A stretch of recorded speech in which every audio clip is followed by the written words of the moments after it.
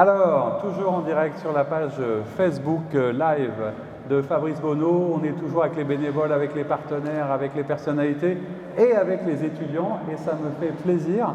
On va accueillir Florian Trichot. Bonjour Florian. Bonjour à vous. Merci d'être là. Alors vous êtes étudiant à l'ISARA Lyon. Qu'est-ce que c'est l'ISARA Lyon ?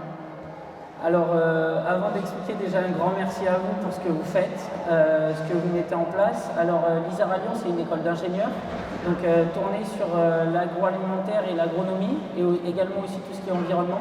Donc en fait, tout simplement, on va travailler dans différents métiers, de la fourche à la fourchette. C'est un peu l'expression qu'on adore dire. D'accord. Donc en quelque sorte, on va aller travailler dans plusieurs métiers, jusqu'à 300 différents types de métiers à la sortie.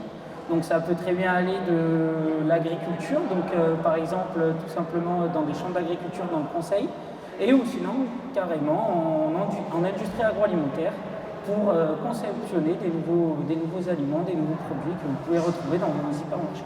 D'accord, donc en plus ça a du sens parce que l'alimentation aujourd'hui, la RSE, le développement durable, je suppose que les jeunes générations sont vachement concernées par les circuits courts, par ce qu'on mange, etc. je suppose. Exactement, c'est quelque chose qui nous tient à cœur, c'est une nouvelle philosophie qui arrive de plus en plus depuis quelques années. Il y a un nouveau regard qui se porte justement sur l'importance de l'alimentation dans le développement des personnes. Donc c'est quelque chose de très très important et nous justement on a à cœur de trouver des nouvelles améliorations pour continuer à répondre à l'agrandissement de la population et aussi l'amélioration de la santé des habitants de la Terre.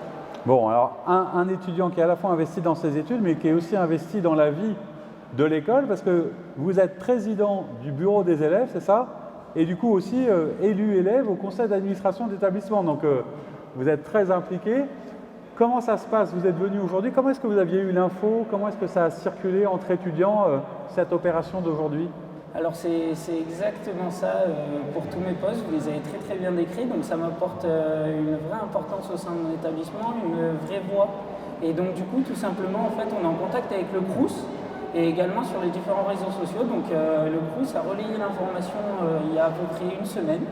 Et donc du coup nous on l'a transmise à tous nos étudiants une première fois donc la semaine dernière, et quand on a vu que l'élan n'avait pas forcément énormément pris au sein de notre école, on l'a retransmis une deuxième fois, puis une troisième fois, et j'ai l'impression que ça a bien marché. Ça a bien marché la troisième. Parce qu'on a pas mal d'étudiants qui nous ont fait part de vraiment leur remerciement pour ces éléments et tout ce qui nous est proposé aujourd'hui.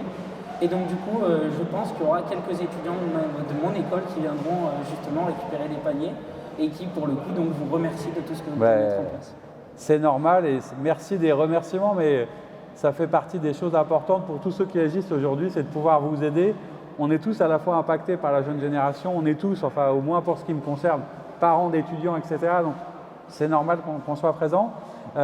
Comment ça va aujourd'hui ? Est-ce qu'il y a des formes d'espoir, d'espérance ? Est-ce que vous les côtoyez tous les étudiants ? C'est pas évident, on a du mal à se projeter.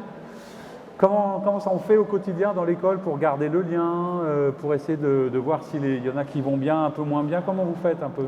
On continue, on essaye d'échanger.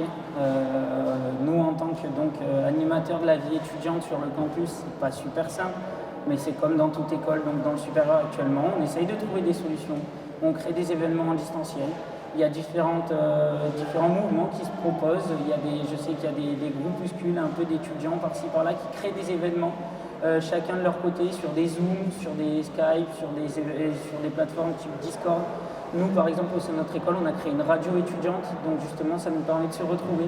C'est vraiment un vrai plaisir. Après, sur la situation actuelle, sur ce que ressentent les étudiants, c'est pas simple, c'est certain. Mais moi, j'ai envie de donner un message d'espoir parce que malgré tout, on a envie de penser que la crise, on va la surmonter. Il n'y a aucune raison que ça ne marche pas au bout d'un moment et qu'il va falloir s'en servir pour grandir pour tout le monde et comprendre justement nos erreurs passées et peut-être améliorer encore une fois. Et j'ai surtout envie de dire qu'il va falloir tirer le positif de ces moments-là plus que le négatif. Eh bien, bravo Florian. Voilà, la jeunesse d'aujourd'hui qui a aussi déjà des réflexions qui devraient peut-être être un peu entendues par tous. Bravo pour votre énergie, votre optimisme et tout ce que vous faites. Merci d'être venu sur le plateau pour répondre à nos questions. Et puis, on vous souhaite une belle journée. N'hésitez pas à redire à vos camarades qu'il y a encore quelques repas qui peuvent s'inscrire. Et puis, nous, on se retrouve dans quelques instants sur le Facebook Live avec un nouvel invité. À tout à l'heure. Merci beaucoup.